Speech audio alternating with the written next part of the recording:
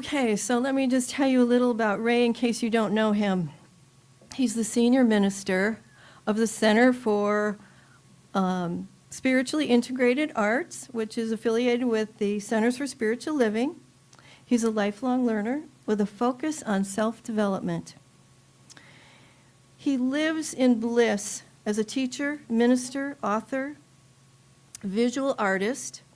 He's an American Sign Language instructor.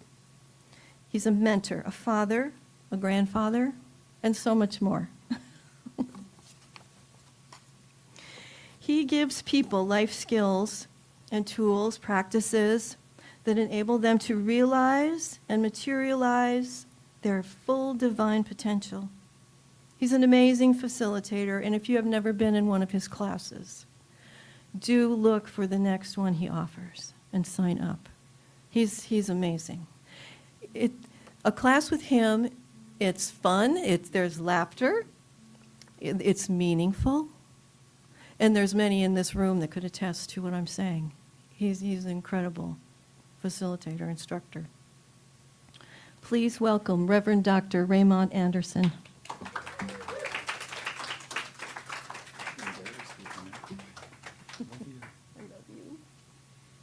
So, people, how's it going? You would think that y'all would know me well enough by now to know that that form of opening is not going to suffice. 1, it's Easter. 2, you're breathing.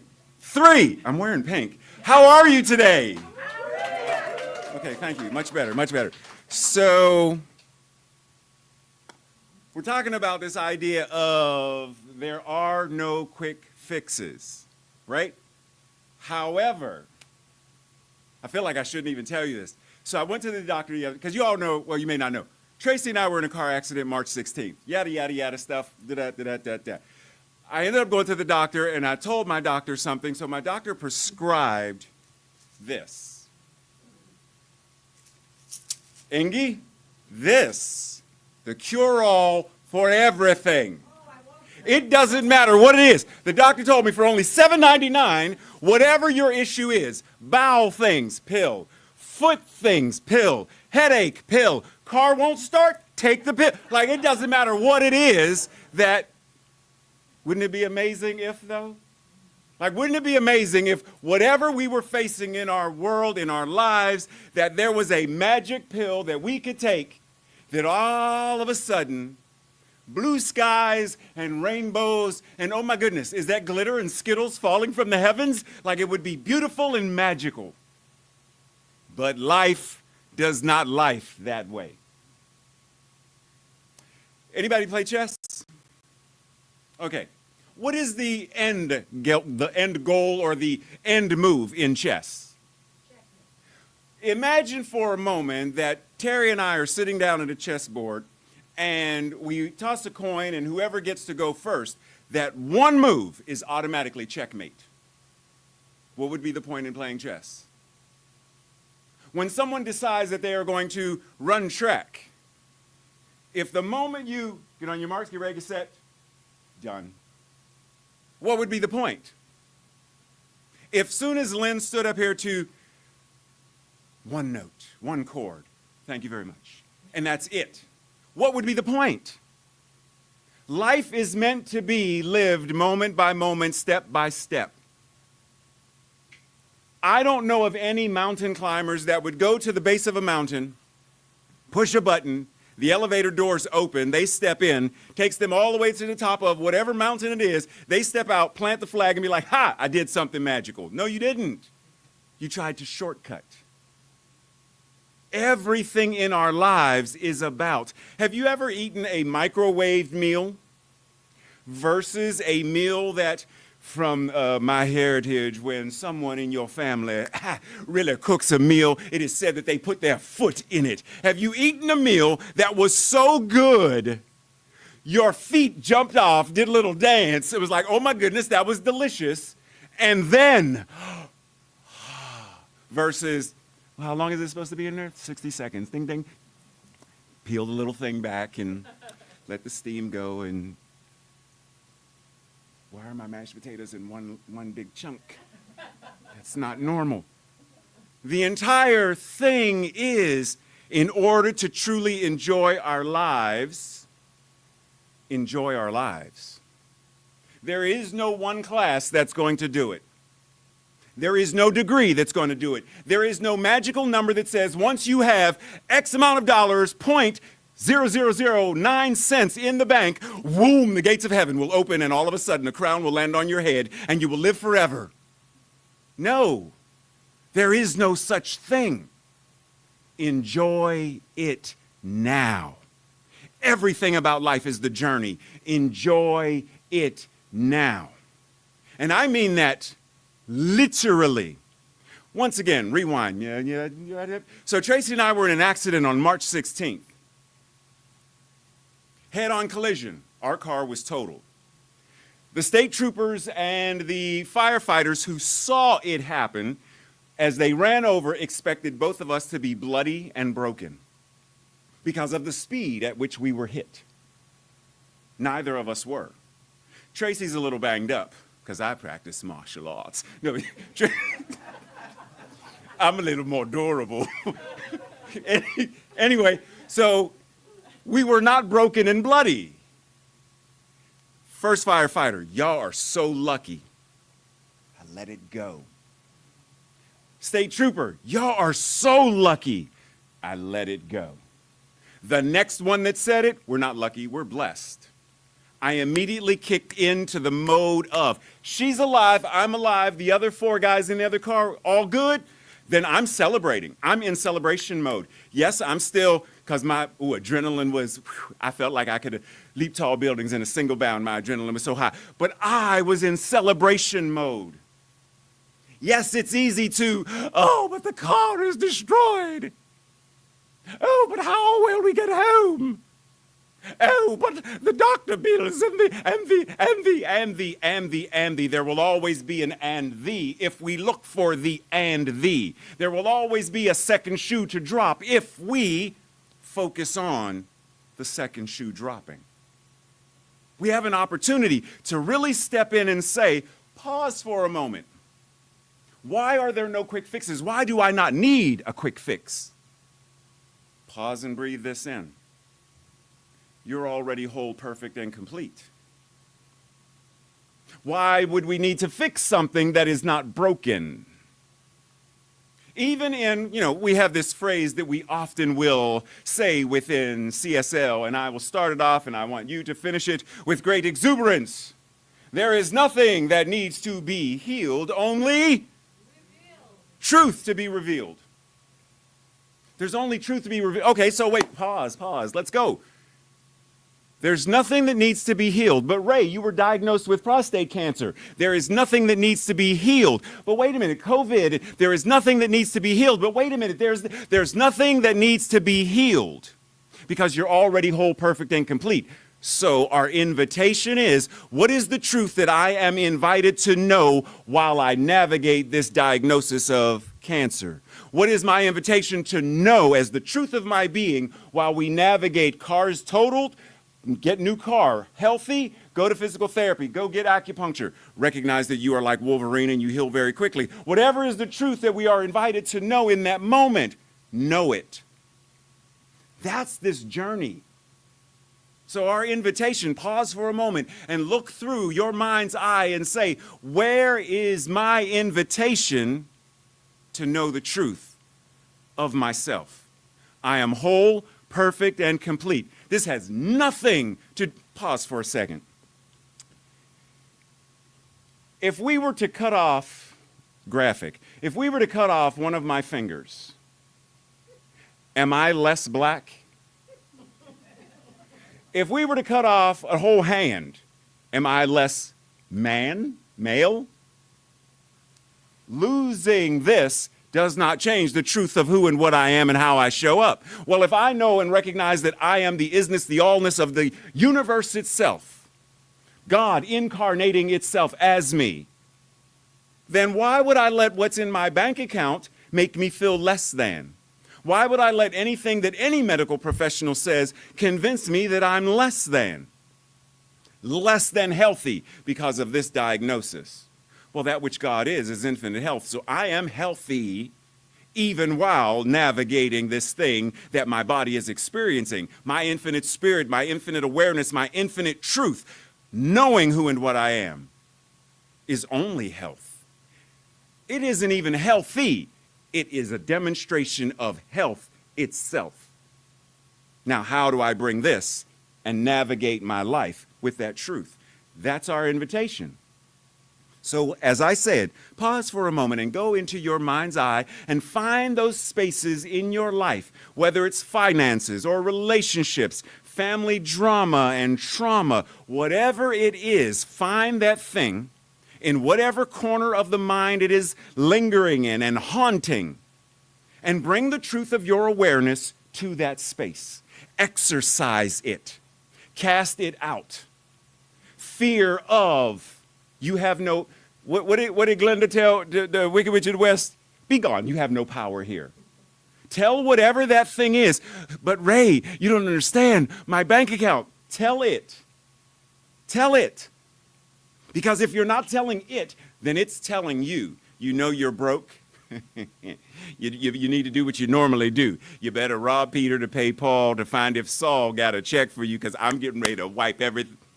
Are you living based on that? The doctor who said, are you living based on that? Because if I listen to and bow down at the altar of all the things and all the people who said less than, worse than, not worthy of, etc., there's no way I would even be alive now. There's no way. Because what would be the point?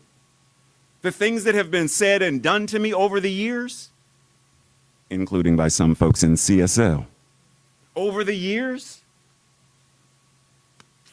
but I know otherwise. But how do we get to that space of knowing? Practice. How do you get to Carnegie Hall, Lynn? Right? How do you get to master anything? You play chess to get better at chess, to become a chess master. And once you reach mastery, you don't say, ha, I'm done. I've reached mastery, Terry. I will never play chess again. Once you run track and you win and you get the gold medal, you don't say, ha, I'm done. You keep running because you enjoy running. You keep cooking because you enjoy cooking. Doesn't matter that you got the blue ribbon for whatever grandma's peach cobbler pie. It doesn't matter. You keep doing it because you enjoy it. It brings you pleasure. It brings you grace. It brings you love.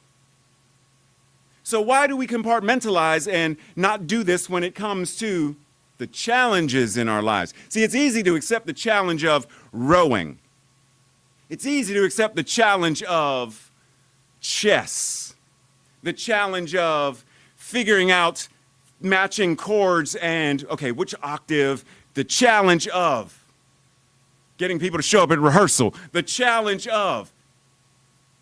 We accept those, but the challenges of getting rid of war, the challenges of getting rid of racism, sexism, homomisia, transmisia, and all, getting rid of all of that, the challenges of that, we're like, oh, it's too big. It's too massive. What could little old me do? Today is a representation of a certain individual who changed the course of whether you believe he existed or not, even the mythology of. The other day was Superman Day. And there are the two most recognized symbols on the face of the earth, the cross and the Superman shield. Those are the two most recognized symbols, no matter what language, no matter where in the world you go. Superman's fictional, though. Fictional characters make a difference. So whether Jesus in your concept is fictional or not matters not. The point is, this man changed the face of, and hence today, this idea of resurrecting, which means death did not hold him down. Whatever that death is for us, the trauma of our childhood, rise. The sexism and oppression, rise. The political corruption, rise. Whatever it is, rise. But my doctor, rise. We have this amazing ability to be grounded and anchored in truth. Can anybody in here, and I've said this many times before, can anybody in here reach in your pocket or reach in your ear and pull out and show me a handful of love? No. But you can all feel it, can't you? You can't show it, you can't prove it. Even if I said, is there anyone in your life that you love? Can you prove it to me that it's love? You can't. You can do nice things. You can't prove that it's love. That could just be kindness. How do you prove love? You don't. You feel it. And from what you feel, you express whatever that is, and it's received however it's received. But you know what you feel. Do you know what you feel regarding the truth of who and what you are? I am the infinite, showing up in through and as this body, in through and as this mind, in through and as these words, all of this. As Carl Sagan said, I am the way that the universe is knowing itself. I am the way that the universe is living itself. I am the way that the universe is expressing itself. Now, how do I go shopping with that awareness?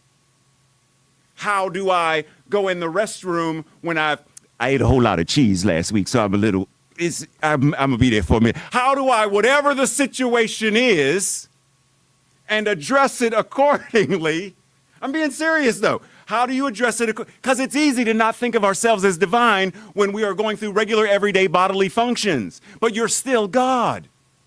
You're still the universe. You are still an incarnation of love itself. Period. Not comma and some other but Ray. No, it's period. It's exclamation point. It's the end. You are the divine. Exclamation point. Now, how do you live as that? There are no quick fixes. Holistic growth, and even the concept of growth, there is nothing for us to grow. God simply is. Now, our experience, for linguistic convenience, we use the words grow. Just as children, we refer to them as growing up. But the beings that they are already there fully. Their experience of this thing called life changes based upon their age and their experiences, but who they are as people, who they are as divine beings, already set from the moment of birth. From the moment of birth. In fact, how many of us have ever seen babies and we're like, we could already identify the personality of the baby, even though you ain't but 3 days old and you already giving me sass? How in the world? Because they are already a divine incarnation of the universe. Their personhood, their divinity is already set. Now what is for them to do is climb the mountain. Run track, travel the seas, pay their bills, cook a meal, serve to friends, live their life. That's all it is, moment by moment by moment. Raise your hand if you, by any chance, breathed all of your breaths for the entire month of April earlier this morning. And if you did, how many was that, just by chance? Have you ever done that? And I use this example very often because it's easy for us to recognize. We can only breathe this breath right now. We can only take this inhale and then that exhale.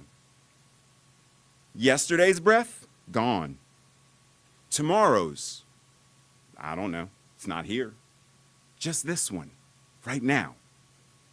If we take that presence of the infinite presence that is representing itself as us, and take that into each breath, and each conversation, and each interaction, even if we go to the store and we never talk to anybody in the store, I'm about one loaf of bread and that's it. I ain't got no time for nobody, just me and a loaf of bread. Then go get that loaf of bread as the divine being that you are. And I guarantee you that as you do that, you will break open and say, I ain't got no time for except for you. I got time for you. What's up? Hey, how's it going? And then boom, community, boom, love, boom, connection, because you are going as the truth of your being versus, yeah, but I don't have time for it. That's because I'm in a mood.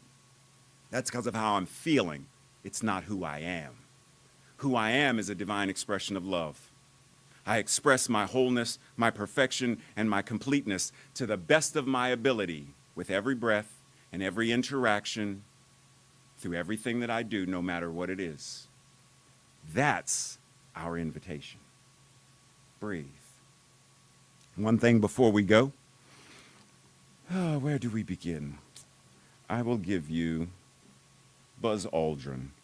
Keep in mind that progress is not always linear. It takes constant course correcting and often a lot of zigzagging.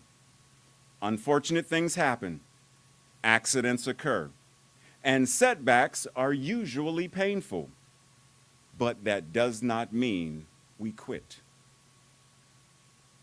This is when Reverend Ray chimes in. It does not mean that we quit. It means that we breathe, we rise again, we start over if we must, we pick ourselves up, brush ourselves off, and start all over again. Namaste.